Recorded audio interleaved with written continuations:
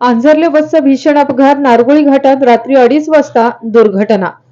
आंझरले येथून येणाऱ्या प्रवासी बसचा मंडणगड मधील नारगोळी घाटात पहाटे सुमारे 2:30 वाजण्याच्या सुमारास तीव्र वळणावर भीषण अपघात झाला.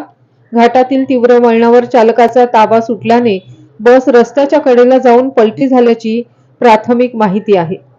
अपघाताच्या वेळी बसमध्ये अनेक प्रवासी होते. या दुर्घटनेत काही प्रवासी जखमी झाल्याची शक्यता असून जखमींना तात्काळ उपचारासाठी जवळच्या रुग्णालयात दाखल करण्यात आले आहे. सुदैवाने कोणतीही जीवितहानी झाल्याचे वृत्त नाही. मात्र अपघातामुळे परिसरात खळबळ उडाली आहे.